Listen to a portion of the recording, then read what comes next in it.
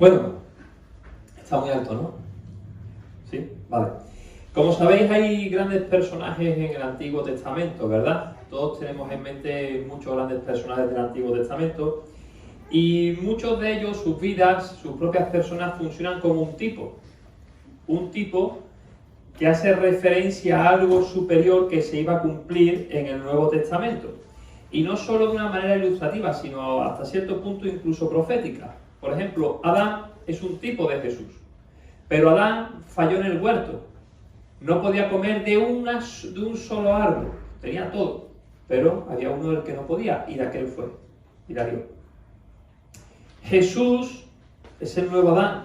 Y Jesús la prueba era infinitamente superior que la de Adán. Y cuando estaba en el huerto de Getsemaní, él, al contrario que Adán, no pecó. Salió victorioso. Isaac es otro tipo. Isaac debe ser sacrificado por su padre, pero Dios lo frena en el último momento y no es sacrificado. Pero señalaba a alguien que sí iba a ser sacrificado mucho tiempo después por su padre, a Jesús, ¿verdad? Así que todo el Antiguo Testamento está lleno de personajes que apuntan a Jesús y también de personajes que en cierta manera no, son ejemplos para nuestras vidas. Uno de esos grandes personajes a los que siempre se apunta es Abraham. Todo el mundo sabe quién es Abraham, ¿verdad? ¿No lo sabéis? Sí.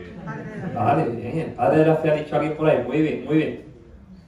Y Abraham, a pesar de que nosotros ya no estamos bajo la ley, Pablo incide vez tras vez en que Abraham es un ejemplo para nuestras vidas. Es un ejemplo para nuestra vida. Así que cuando escribe su primer libro, la Epístola a los Gálatas, ya Pablo nos habla de seguir como hizo Abraham, de actuar como actuó Abraham. Y cuando muchos años después, ya en Corinto escribe la Epístola a los Romanos, él incluso llega a decir que dice que sigamos las pisadas de fe que tuvo nuestro padre Abraham antes de ser circuncidado. Pablo, ya han pasado muchos años, me escucho muy rotundamente por aquí, no sé, como una tinaja. Han pasado muchos años, se ha ido creciendo en la fe, explica las cosas de manera más concreta, ha avanzado en su teología y dice que sigamos las pisadas de Pablo antes de ser circuncidado. Porque dice, no por la ley fue dada a Abraham o a su descendencia la promesa de que sería heredero del mundo, sino por la justicia de la fe. Así que para nosotros es clave, conforme Pablo nos lo hace ver, saber cómo se materializó la fe de Abraham. Dice que Abraham fue justificado por sus obras. No, ¿por qué? Fue justificado por la fe. Bien, me ha gustado, hay gente atenta. Fue justificado por la fe. ¿Y qué es lo que vemos en Abraham antes de ser circuncidado? Vemos una serie de acciones que materializan la fe. Porque uno puede decir, yo tengo fe. Pero dice Santiago, la fe sin obras es muerta. Es muerta. ¿Por qué? Porque nuestra fe se tiene que materializar de alguna manera. ¿Cierto? ¿O no es cierto? ¿O la fe es algo que está en el aire? La fe se materializa en obras. Toma vida, toma forma en las obras, en nuestras acciones. Y nos dice Pablo que un ejemplo glorioso, un ejemplo que tenemos que seguir es a Abraham. ¿Cómo se materializó la fe de Abraham? Eso es lo que tenemos que seguir. Ahora, resulta que, como ustedes ya saben, hay una biografía de Abraham. Una biografía de Abraham que está recogida en Génesis. Casi todos los aspectos, el 99% está en Génesis, excepto algunos pequeñas pinceladas en otros libros. Está en Génesis, ¿verdad? En Génesis, del 11:27 al 25:18 está la biografía de Abraham. Es un periodo muy corto, es un recorrido muy corto, una biografía muy corta para una vida de 160 años. Muy corto, pero Dios le ha placido que sea así. No quiere dar detalles que no le son, quiere dar detalles concretos e importantísimos de la vida de Abraham. Ahora, si me siguen se darán cuenta de que antes de ser circuncidado, Abraham, son solo unos pocos capítulos. ¿Por qué? Porque Abraham es circuncidado, o llega el pacto de la circuncisión en el capítulo 17. En el capítulo 17. Por tanto, tenemos de 11:27 al capítulo 16, ambos incluidos, para ver cómo se materializó la fe de Abraham.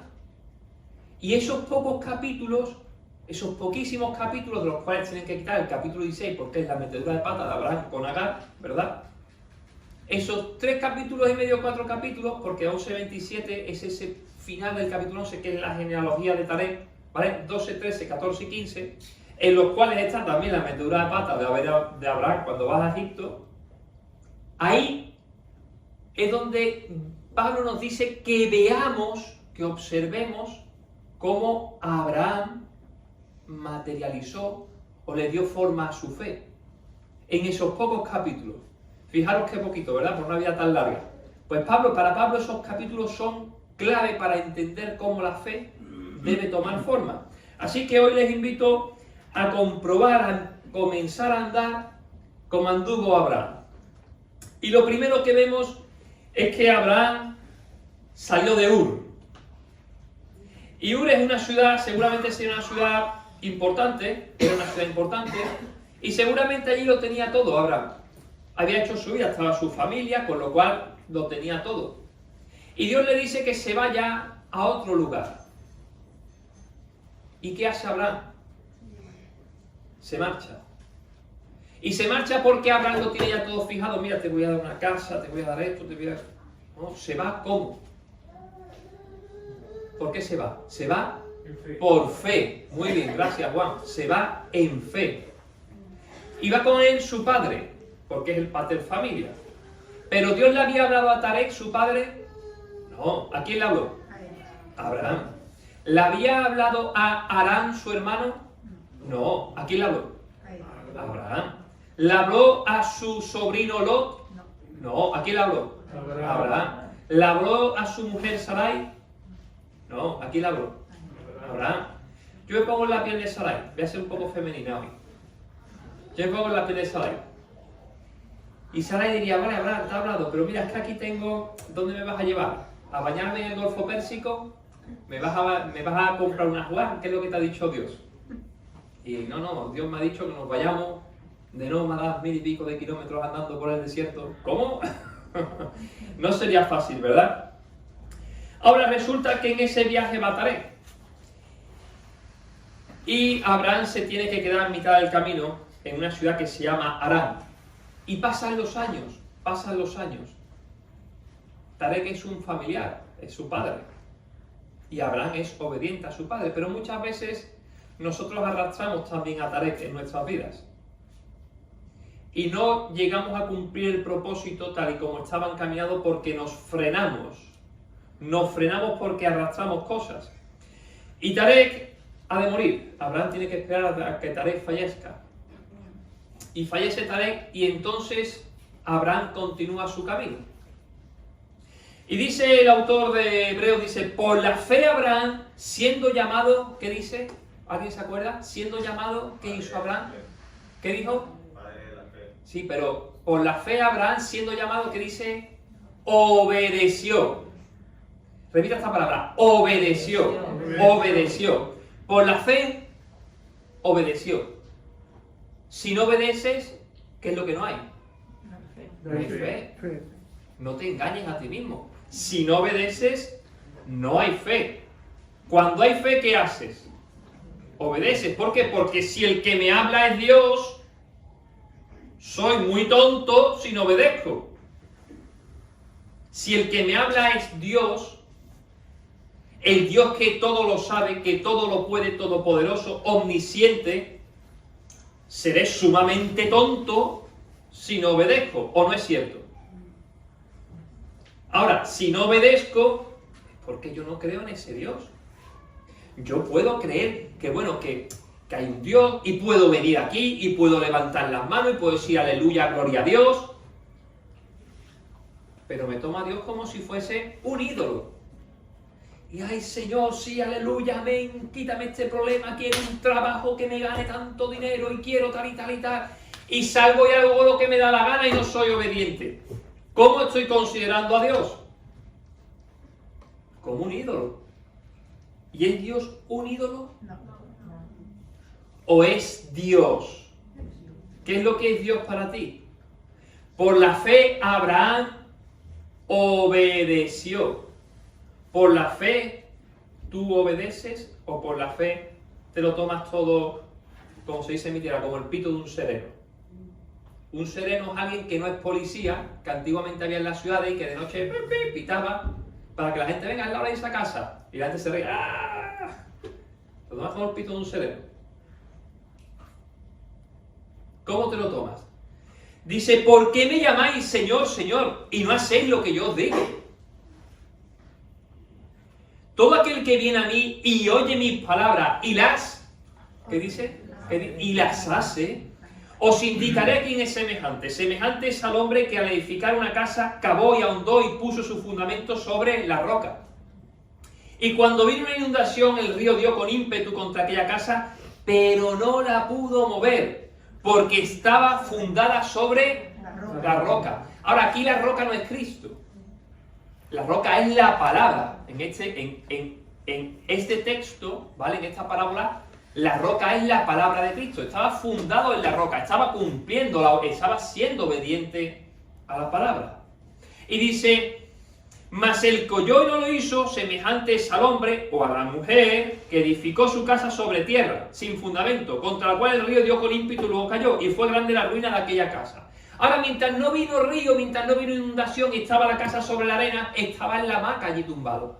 ¡Ay, qué bien, Señor, ayúdame, gloria a Dios, tal, tal! Pero cuando vino el río, ¿qué le hizo a la casa? Se la llevó. Y dice que fue grande su ruina. Lástima, ¿verdad?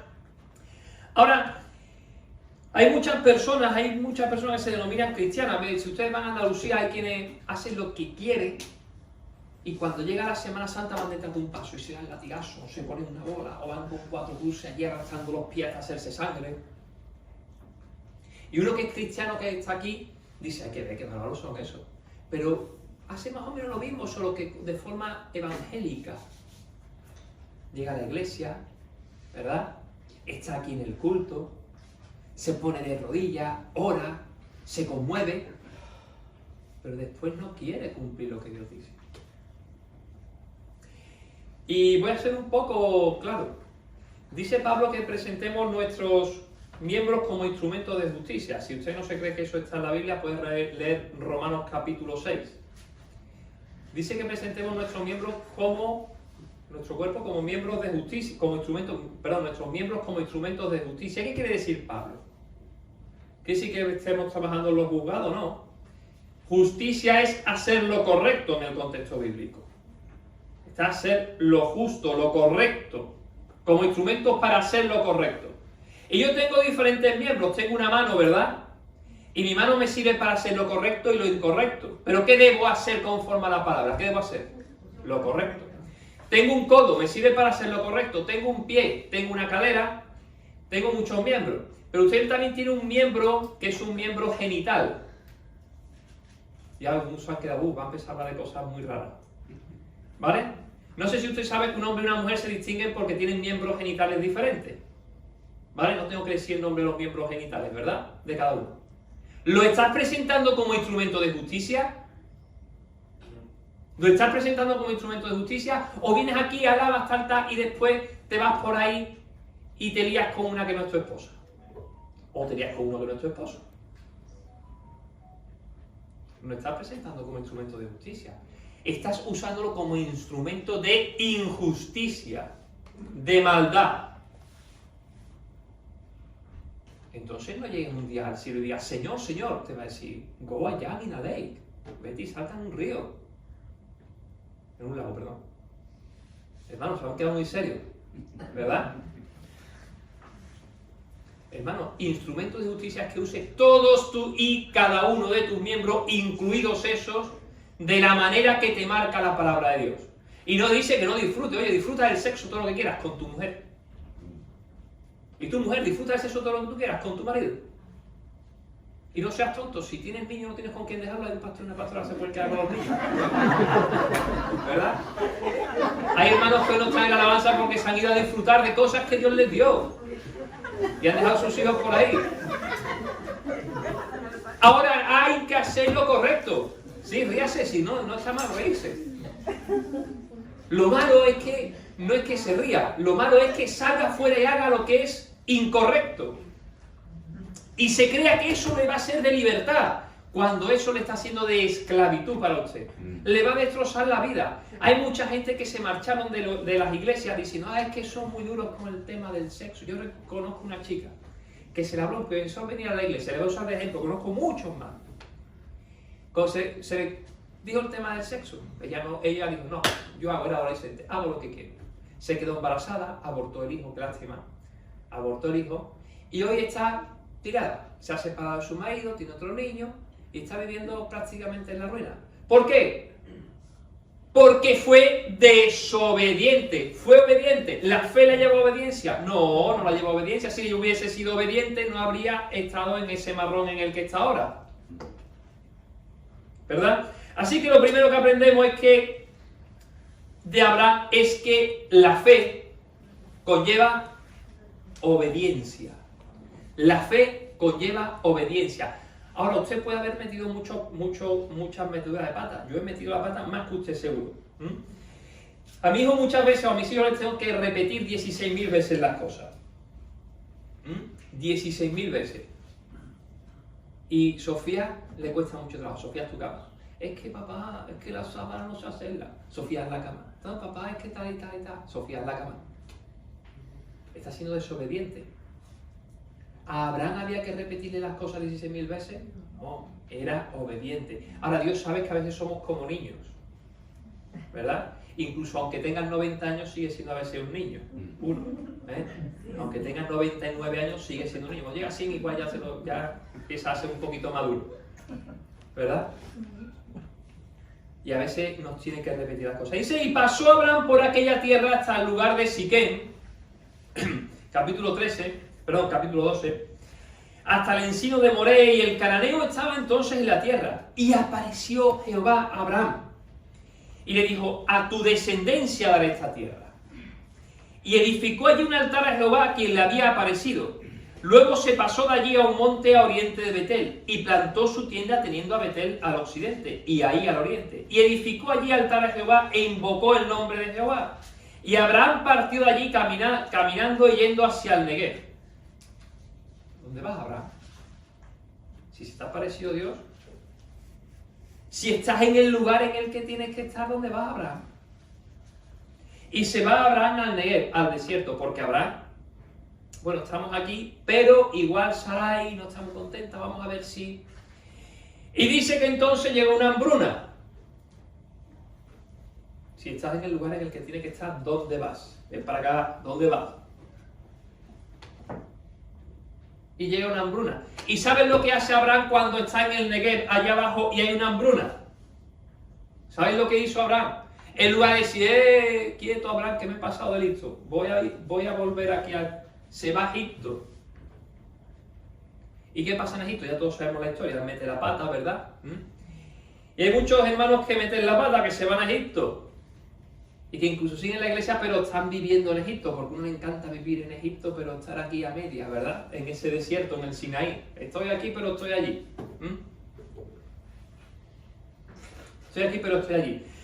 Y entonces, como el hijo pródigo, descendemos al nivel de cerdo. Sí, descendemos al nivel de cerdo. El hijo pródigo se marcha de casa de su padre y dice, papá, me voy, hasta luego, Lucas. Pásalo bien. Se gasta todo lo que tiene y desciende al nivel de cerdo. Y cuando está en el nivel de cerdo, entonces se acuerda. Dice, uy, si es que tengo un padre. Si es que tengo donde lo tengo todo. Y tiene que regresar. Yo creo que Sarai pensaría algo parecido de Abraham cuando volvía de Egipto para atrás. Porque me has dicho como tu hermana para que yo esté con otro y es solo por salvar tu pellejo. No me quiero imaginar lo que Sarai pensaría en ese camino de vuelta. A veces me quedo sorprendido. Uy, si yo fuese Sarai me lo tomaría. Pero si ustedes van al Salmo 23, me encanta el Salmo 23 porque creo que recoge muy bien cómo actúa Dios con nosotros. Dice, el Señor es mi pastor. ¿Qué dice que es? El Señor es mi pastor. Nada me faltará. ¿Qué más dice? En lugares de delicados pastos junto. Y ahora, ¿qué dice? Y ahora quiero pararme. ¿Sabes? El término confortará, que lo hemos traducido como confortará, pero yo creo que es una mala traducción. Porque en hebreo es shoel. Es me hará regresar. Como cuando un pastor ve que su oveja se marcha y cuando ves que tu hijo se va hacia la carretera por la que pasan los coches y dice, quieto, para acá, por aquí. El que tiene hijos pequeños, ¿verdad? 2 o 3 años, por aquí. ¿Verdad? Shoel. Y Abraham estaba viviendo a Dios como su pastor. ¿Había metido la pata? Sí. ¿Y de dónde va Abraham? Dice que regresó Abraham y volvió, fíjense cómo lo especifica, por sus jornadas. Como diciendo, volvió a recorrer lo mismo que había hecho. Se fue por jornadas, pues volvió por sus jornadas desde el Neguev, o sea, primero de Egipto al Neguev, y desde el Neguev hacia Betel, hasta el lugar donde había estado antes su tienda entre Betel y Jaí, al lugar del altar que había hecho allí antes, e invocó allí a Abraham el nombre de Jehová. Hermano, si estaba en el lugar concreto, estaba en la intimidad con Dios, ¿por qué rompió la intimidad con Dios en lugar de crecer en esa intimidad? Has llegado a la iglesia, estás empezando a crecer, no te vayas a Egipto. No te conviertas en hijo de desobediencia. No presentes tus miembros como instrumentos de injusticia. Crece donde tienes que crecer. ¿Os acordáis? Hace unos meses hablamos de estar plantado como un cedro del Líbano. Y crecer como un cedro del Líbano. ¿Y qué le pasaba al cedro cuando no había otro cedro al lado? Se convertía en cerdo. Se cambiaba, en vez de la R se convertía en cerdo. Acababa tumbado y se pudrían las hojas. Se pudrían las ramas porque tocaban el suelo. Pero cuando estaba plantado en el sitio correcto, ¿qué pasaba? Crecía y crecía y crecía y crecía y crecía. Y algún día tendría un novio o una novia guapísimo, vamos, ni una monada, el chico o la chica, que sería cristiano. Pero no te ibas corriendo a Egipto a buscarte un novio o una novia. Porque te va a pasar lo que Abraham. No te metas en lío. Dice, no os unáis en yugo desigual. No lo digo yo, lo dice la palabra, nadie se enfade conmigo. Entonces Abraham dijo no haya ahora altercado entre nosotros. Recordad, hemos aprendido primero, la fe conlleva obediencia, y hemos aprendido que Dios quiere hacerte regresar a su casa. Quiere hacerte regresar a su casa, al lugar de comunión. Y que incluso cuando te equivocas, Dios está para llover, devolverte al lugar de comunión. Tercera cosa que aprendemos, dice, entonces Abraham dijo no haya ahora altercado entre nosotros dos, entre mis pastores y los tuyos. Cada uno tenía ya muchas ovejas, habían crecido sus ovejas, tenían muchos pastores. Porque somos hermanos, aunque eran tío y sobrino, para él es como si fuesen hermanos. ¿No está toda la tierra delante de ti? Yo te ruego que te apartes de mí. Si fueres a la mano izquierda, yo iré a la derecha, y si tú a la derecha, yo iré a la izquierda. Paremos aquí. Abraham era el mayor. Le correspondía a Abraham escoger el lugar. ¿Pero qué hace Abraham? Dejo en tus manos. Escoge tú. ¿Y quién se puede permitir semejante lujo? ¿Quién se puede permitir semejante lujo? Una persona normal te diría, tú eres tonto, pero tú eres tonto. Si a ti te corresponde, tú tonto, elige tú.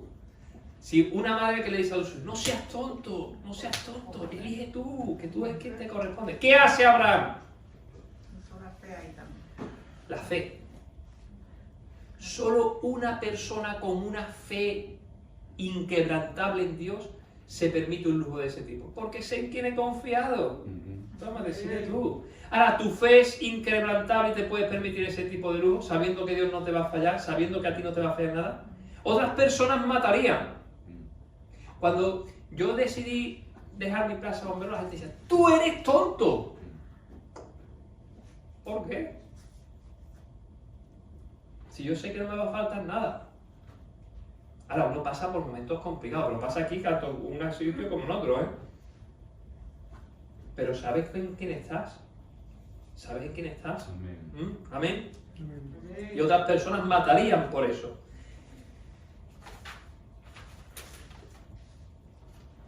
Así que, tercera enseñanza, cuando estás en Dios, puedes darte unos lujos que no te puedes dar cuando no estás en Dios. Porque sabes en quién has confiado, ¿verdad? Y el texto continúa con el texto que estaba leyendo. Y alzó Lot sus ojos. ¿Qué hizo Lot? ¿Qué hizo? Alzó los ojos. ¿Le dijo Dios, míralo? No. Alzó sus ojos. ¿De dónde salió el alzar los ojos? De él mismo. Y alzó Lot sus ojos. Y vio toda la llanura del Jordán, que toda ella era de riego, como el huerto de Jehová, como la tierra de Egipto en la dirección de Suar, antes que destruyese Jehová Sodoma y Gomorra. Entonces Lot escogió para sí toda la llanura del Jordán. Digo, sí, que elegir yo, me ha dado a elegir. Me voy a coger esa parte que es la buena. Y ahora digo, vale, tú coges la buena parte. Y se fue al oriente, y se apartaron los dos. Ahora, evidentemente eso fue triste para Abraham. Y quiero que se fije una cosa, la primera declaración de la promesa de Dios a Abraham, la que hemos leído al principio, se realizó cuando Abraham se separó de su tierra, de algo a lo que estaba cogido. Se separó de su tierra, Dios le promete. La segunda declaración de la promesa, ¿cuándo se hace? Ahora que se ha separado de Lot, de su familia. Es duro para Abraham, ¿verdad? Y Abraham evidentemente estaba penado. La tercera, ¿sabéis cuándo se hace? Cuando Abraham está a punto de separarse de lo que más quería, de su hijo. Siempre Dios aparece en ese momento. De la primera a la segunda pasan décadas. Décadas de prácticamente silencio. Pero Abraham era un hombre de fe. Dios le había hablado una vez y Abraham creyó. Y Abraham creyó. ¿Necesitaba que se lo dijeran más veces? Abraham siguió creyendo. Ahora Dios, en su misericordia, en su compasión, le volvió a hablar a Abraham. Y a mí me encanta esta vez cuando Dios le habla. Me encanta, porque dice, y Jehová dijo a Abraham, después de que los apartó de él, alza ahora tus ojos y mira desde el lugar donde estás hacia el norte y el sur, al oriente y al occidente. ¿Qué le dice? ¿Quién le dice que alce los ojos? Lot alzó los ojos porque de él mismo. Le dijo, coge, y Lot se puso a mirar. ¿Quién le dice a Abraham que alce los ojos? ¿Lo alza por sí mismo? No. Dios. Ahora aquí hay una partícula en hebreo que no aparece, no sé si lo podéis poner en hebreo, ¿verdad? No aparece o no se traduce correctamente, que es una partícula muy pequeñita que es na. Porque lo que está diciendo en hebreo es Shana ere yaure. Alza, por favor, tus ojos. Dios, el Dios eterno que lo tiene todo, absolutamente todo, está diciéndole, Antonia, por favor. Dios pidiéndole un favor a un ser humano. Dios, el Dios eterno pidiéndote, Antonio, por favor, confía en mí. Antonio, confía en mí. Alza, por favor, tus ojos, Abraham. Conmueve saber que Dios no es un Dios, el Dios maniqueo del agustinismo, ni es el Dios aristotélico que está ahí. Es un Dios que dice, Rusé, por favor, confía en mí. Es grande, ¿verdad? Shana ere yaure. Y Jehová dijo a Abraham después que los apartó de él, alza por favor tus ojos y mira desde el lugar donde estás hacia el norte y hacia el sur, al oriente y al occidente, porque toda la tierra que ves te la daré a ti y a tu descendencia para siempre. Y haré tu descendencia como el polvo de la tierra, que si alguno puede contar el polvo de la tierra, también tu descendencia será contada. Levántate, ve por la tierra a lo largo de ella y a su ancho, porque a ti te la daré. Está diciendo, recorre tu territorio, porque a ti te lo voy a dar. Adán, pues, removiendo su tienda, vino y moró en el encinar de Manré, que está en Hebrón, y edificó allí altar al Señor. Son dos actitudes distintas. Primero metió la pata, bajó a Egipto, a intentar solventar su problema. Estaba en un desierto, había hambre, y fue a echarse una novia a Egipto, entre comillas, ¿vale? No se va a echarse una novia, pero es para que pienses en tu vida. Fue a liarla, mintió para conseguir un trabajo, robó porque no tenía dinero, quién sabe qué cosas. Descendió a Egipto. Las cosas que estoy diciendo me refiero a tu vida. No desciendas a Egipto. vuelve atrás, vuelve a tu casa, espera a Dios. Él te dice, por favor, Dios mismo, el Dios que lo creó todo, diciendo, por favor, confía en mí. Hermoso, ¿verdad? Shanaera Ereya Ure. Levántate, por favor, créeme. Dice, vino pues Jesús, Juan capítulo 11, y halló que hacía ya 4 días que Lázaro estaba en el sepulcro. Betania estaba cerca de Jerusalén como a 15 estadios, y muchos de los judíos habían venido a Marta y a María para consolarlas por su hermano. Entonces Marta, cuando oyó que Jesús venía, salió a encontrarle, pero María se quedó en casa. Y Marta dijo a Jesús, Señor, si hubieses estado aquí, mi hermano no habría muerto. Si hubieses estado aquí, mi hermano no habría muerto. No se había enterado todavía hasta dónde llegaba la película, la mujer. Mas también se habla que todo lo que pidas a Dios, Dios te lo dará. Jesús le dijo, tu hermano resucitará. Y ella dice, yo sé que resucitará la resurrección en el día postrero. Le dijo Jesús, yo soy la resurrección y la vida. El que cree en mí, aunque esté muerto, vivirá. Y todo aquel que vive y cree en mí no morirá eternamente. ¿Crees esto? Y le dijo, sí, Señor, yo he creído que tú eres el Cristo, el Hijo de Dios que ha venido al mundo. Creía la mujer con una fe sincera y creía correctamente. Pero no terminaba de darse cuenta de quién estaba delante. No terminaba de darse cuenta. Shana Ereya Ure. Cree en mí, por favor. Así que le pasa lo mismo con su hermana María. Si hubieses estado aquí no habría muerto. Porque tiene el concepto de que Jesús podía hacer milagros en el momento que estaba allí. Pero Jesús es la resurrección y la vida. Y Jesús llega un momento hasta se conmueve, como diciendo, pero cree en mí. Pero ¿por qué no conseguí? No hay forma que creáis. Y llega, se conmueve y llora. Y dice, y Jesús lloró. Es el versículo más corto de la Biblia. Y Jesús lloró. Y dice Jesús, allí conmovido, pero Antonia, cree en mí. Sí, yo creo en ti. Si yo sé que si tú hubieses estado aquí no habría muerto. Pero Rosé cree. No, si yo creo. Y Jesús ya conmovido tiene que decir, Lázaro, sal fuera. Y tiene que salir Lázaro para que se den cuenta de que él es la resurrección y la vida y hasta dónde llega lo que él quiere decir. No es solo que si hubiese estado aquí no habría muerto. Es que él es la resurrección y la vida. Alza tus ojos, Shana. Shana. Y resulta que aquí vemos al Dios, ¿verdad? Otra enseñanza. Vemos al Dios que anhela tener una relación contigo. Una relación y que confíes con fe, confíes en Él. Y que por lo tanto actúes en confianza hacia Él, ¿vale? Y dice que Abraham acampó en la tierra de Canaán, en tanto que Lot habitó en las ciudades de la llanura. Y fue poniendo sus tiendas hacia Sodoma. No puso una tienda aquí, fue poniendo poco a poco hacia Sodoma. Y cuando llega al versículo 14-12 dice que habitaba en Sodoma. Ahora tú dices, no, yo controlo. Bueno, voy a estar aquí un poco hacia Egipto, un poco hacia Sodoma, yo controlo, tranquilo que yo controlo. Yo soy cristiano, yo controlo, no me voy a ir a Sodoma. Tranquilo que yo controlo, hombre, que yo no me voy a Sodoma. Tranquilo que yo controlo, y al final acaba viviendo en Sodoma. Hay personas, incluso algunas de las cuales ustedes conocieron, que estuvieron aquí y después comenzaron unas relaciones externas. Y tranquilo que yo controlo, que yo controlaba. Y se fue. Y hoy están fuera. ¿Y por qué? Porque no comprendieron que la fe conlleva obediencia. ¿Vale?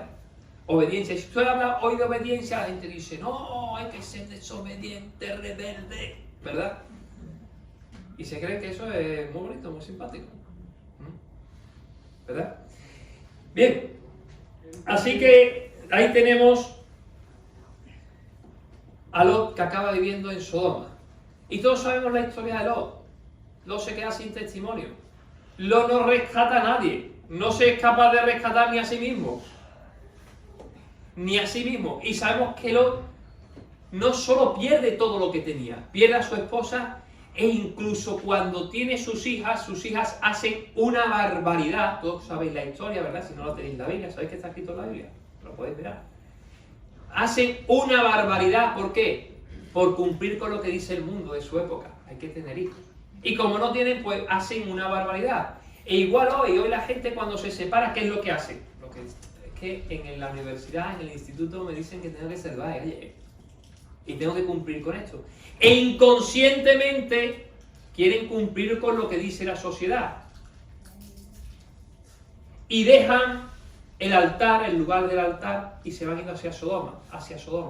Y cuando llega el momento, las hijas hacen lo que quieren hacer. Los papás, tú lo que hiciste fue lo que la sociedad te pedía. No me enseñaron a hacer otra cosa. Hacen lo que la sociedad en el momento les pedía, tener hijos. Y meten la gamba. Así que Lot se queda sin testimonio. Lot no tenía testimonio.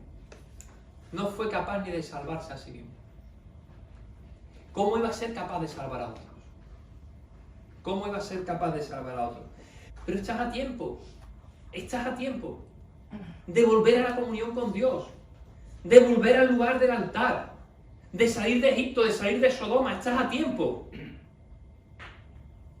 Estás a tiempo todavía. Así que Lot no tenía testimonio. Pero años antes de que pasase lo que pasó en Sodoma y que los ángeles tuviesen que sacar a Lot y que Lot titubease y perdiese incluso a su mujer por el camino, hay otra historia que nos interesa. De esta ya hablamos la otra vez, pero como hoy quiero ver todo lo que pasó antes de que Abraham fuese circuncidado, la tengo que volver a citar. ¿Sabéis?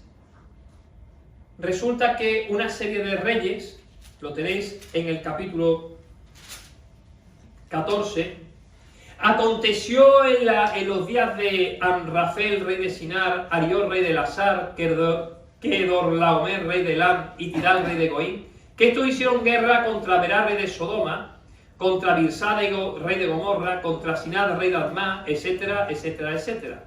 Berá, rey de Sodoma, que significa maligno en hebreo. Maligno. Igual es una representación para hacernos ver algo. Y aquí es muy importante porque Abraham es un hombre que se ha mantenido independiente de lo que está pasando en Sodoma. O sea, de la situación, de ese mundillo, de la mundanalidad. Y quiero que comparemos a Lot, el que se ha ido al mundo, con Abraham, el que no se ha ido al mundo. Lot incapaz de salvarse a sí mismo. Abraham, ¿qué ha hecho? A pesar de que no era un hombre que entraba en guerras, ¿qué tenía? Tenía gente preparada para rescatar. Y solo el que es creyente puede rescatar. Lot, incapaz de salvarse siquiera a sí mismo. Abraham sabe que han cogido a Lot y ¿qué hace? Coge a sus hombres y va a rescatar a Lot. El creyente se prepara para salvar al incrédulo. El creyente se prepara cada día para salvar al que no es salvo, para llevar la salvación, no es que él lo salve.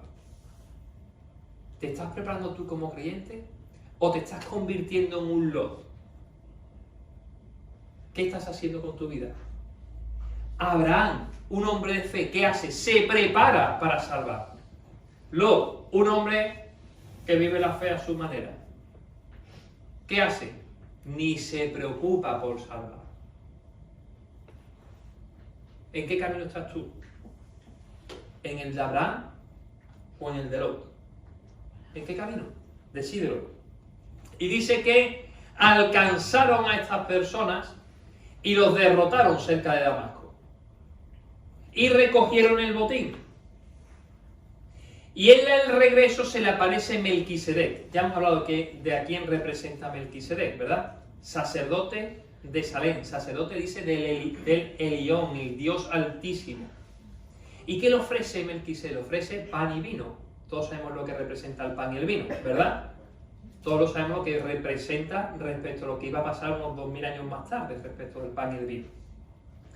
Y Abraham dice que le ofreció, ¿qué le dio? el diezmo de todo. Ya hemos hablado de esto, pero lo retomo, ¿verdad? Porque es necesario. Así que vemos que en 4 capitulillos más o menos, que son clave para entender cómo se comportó, cómo actuó el hombre de fe, Abraham, está el diezmo. Y hay por ahí quien dice, no, es que en 160 años una sola vez se habla del diezmo. Sí, cierto. Pero no me tiene que repetir las cosas 20 veces.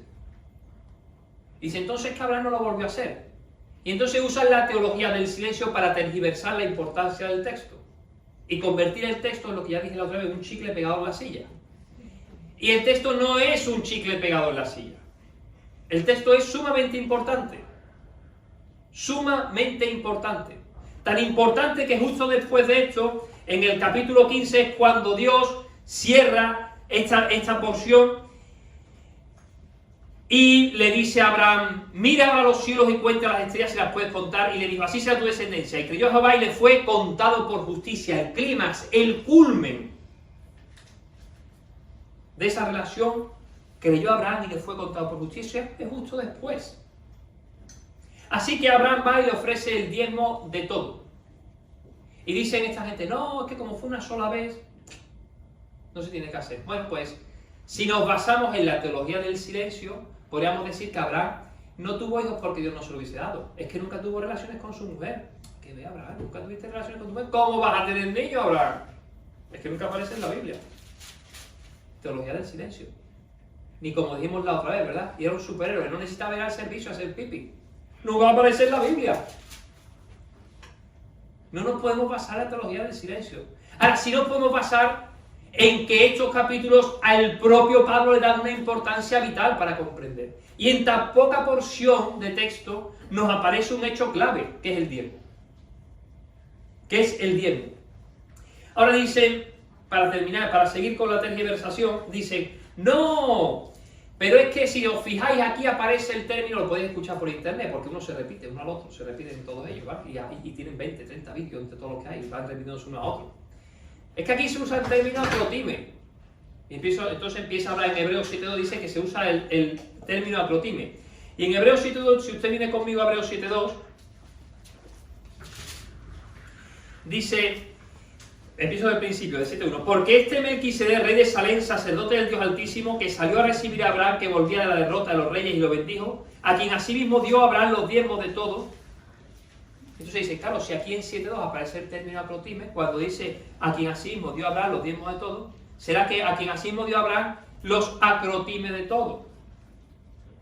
Y le dice, y acrotime significa el pináculo. Es decir, del botín solo le dio una parte del pináculo. De ese 10%, una parte. Y entonces, claro, las personas se van a tranquilas, no tengo que dar no de mi diezmo. ¿Para qué? No, que dar algo. Pero eso no es lo que dice el texto, está tergiversado totalmente el texto. Porque el término acrotime ahí no aparece por ninguna parte, no aparece en 7.2 por ningún lugar. Por ningún lugar. Mira, aquí en 7.2 lo que aparece es caidecatón, decatón, y el diezmo, atopantón, de todo, atopantón, pantón es todo. Todo. No de una parte, no del pináculo. De todo, epirete en Abraham, dio a Abraham. Ahora, ¿a qué se refiere el término acrotime que aparece en 7.4, no en 7.2, en 7.4? ¿A qué se refiere?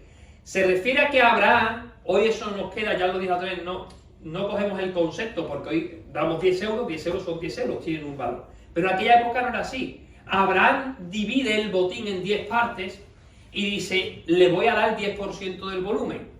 10 partes. Pero dice Abraham, quieto. En esta parte que voy a dar hay una cuchara de madera. Y ahí hay una cuchara de oro.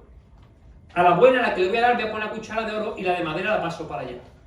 Es decir, Abraham dio el 10% en volumen, pero dio mucho más en valor del 10%. Dio mucho más en valor. Esa es la actitud de Abraham. Esa es la actitud que alaba Pablo. Que para Abraham, la persona que estaba allí, sacerdote del Dios Altísimo, el Elión, Melquisedec, era de tal importancia el entregar parte de su ganancia, que dijo, doy lo de valor, lo escogido, no doy cualquier cosa,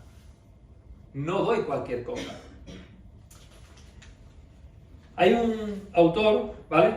Bueno, otra cosa que es bueno tener en cuenta, el ejemplo lo usé también la otra vez, si usted, porque dice, no, es que el término diezmo, tal, la otra vez hablé de la oncena, no sé si os acordáis, los que estuvisteis, yo sé que muchos no estuvisteis. Si usted va al... ¿5 minutos? 3 minutos, con diezmo o sin diezmo, los 3 minutos. Si os acordáis, es que no me han puesto el reloj, que cuente que no es culpa mía, el reloj ha desaparecido, con lo cual yo no puedo controlar el tiempo. Si os acordáis, hablamos de la oncena. Cuando usted va a pedir huevos, usted no dice, deme una oncena de huevos, o una trecena de huevos. ¿A qué no? ¿Por qué? Porque ese término, eso ¿qué es lo que es? Está usando usted un sustantivo que nadie conoce, oncena, trecena. Pero la gente sí conoce una docena de huevos. ¿Por qué ese sustantivo sí lo conoce? Porque están acostumbrados a usarlo. Están acostumbrados que si usted dice, dame una docena, le da una docena de huevos, 12 huevos.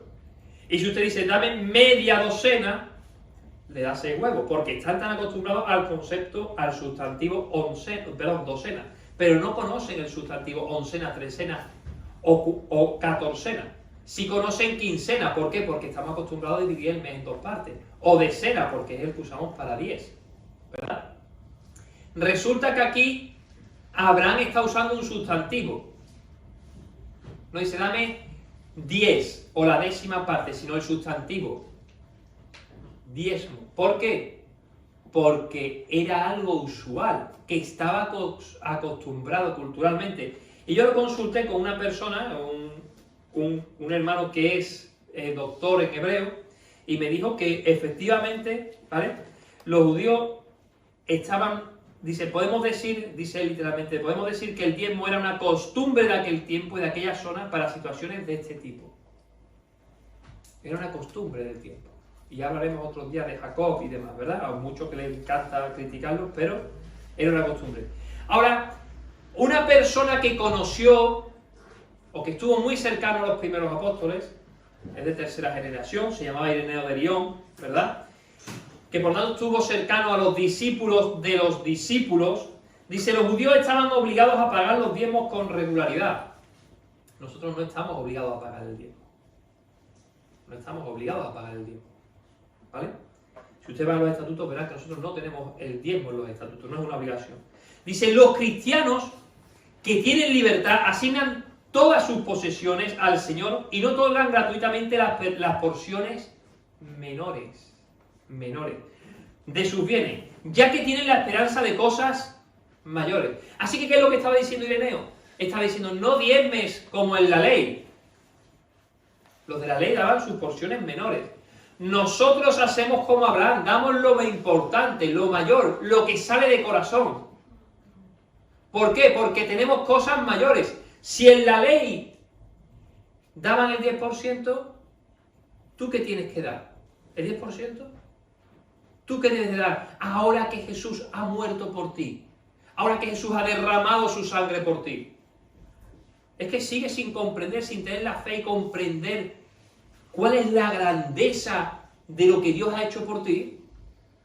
Si no lo comprendes, oye, pues ve a lo del 10%, peléate con los que dicen, sí, 10%, no, 10%, tal. Nosotros no entramos en esa pelea. Nosotros decimos que si Dios ha enviado a su Hijo a morir por ti, ¿cómo te vas a mantener en el diezmo levítico? ¿Cómo te vas a mantener en el diezmo levítico? Hermano, estamos aquí para poner nuestras ganancias. Y eso es difícil, ¿verdad? Ya la fe se va haciendo complicada. Ya antes fue duro, ahora ya es complicado, ¿verdad? ¿Por qué? Porque queremos salvar como salvó Abraham a Lot. O no queremos usarlo en salvar almas. Esa es la finalidad. La finalidad de tener usted un local que se mantiene con los diezmos es salvar a las almas. La finalidad de tener folios para enseñar, una impresora, un ordenador, para poder escribir cosas y enseñar, ¿cuál es? Es enseñar porque sí, no, es salvar a las almas. La finalidad de tener el lujo de grabar un vídeo, ¿cuál es? Y de tener silla. ¿Es tenerlas porque sí? No, es salvar a las almas. Esa es la finalidad de nuestro fondo. Cuando nosotros ofrendamos más del 10%, ¿cuál es nuestra finalidad? Salvar a las almas. Así que, ¿qué hemos aprendido hoy? Voy terminando porque si no el pastor ya me va a cortar hoy. No puedo seguir. Me gustaría haber seguido más, tengo más que dar, pero lo dividiremos en dos partes. Hermano, por fe, Abraham obedeció. Por fe, Abraham obedeció. Si tu fe es genuina, obedece. Pero no obedezcas cualquier cosa. No obedezcas cualquier cosa. Obedece lo que tenemos en la palabra. Lo que tenemos en la palabra. No bajes a Egipto. No te vayas a habitar en Sodoma. Te puede parecer que su fruto es bueno al principio. Puedes autoconvencerte de que estás en lo correcto, de que bueno, no pasa nada. Lot dio un paso y dice que fue poniendo sus tiendas hacia Sodoma, hasta que acabó en Sodoma. Hermano, no acabes allí. Retorna. Estás a tiempo de volver al redil. El pastor quiere hacerte volver al redil. Padre Santo, Señor, gracias por tu palabra, Padre, por los grandes tesoros que hay en tu palabra, por las aguas limpias, Señor, y frescas que hay en tu palabra, Dios. Te pedimos que nos guíes, Señor, para actuar como actuó Abraham antes de ser circuncidado. Aunque sabemos que también lo que hay después de Abraham sirve para nosotros como ejemplo, pero en este caso, Señor, queremos actuar tal y como Pablo pone el acento, como Abraham actuó antes de ser circuncidado, siguiendo esas pisadas de fe de nuestro Padre Abraham. Te agradecemos por tu palabra, Señor. Te pido que tu Espíritu Santo esté obrando en cada hermano, tocando su corazón, su mente, para comprender lo que tu palabra tiene para nosotros y que nos guíes con bien en esta semana. En el nombre de tu Hijo Jesús. Amén.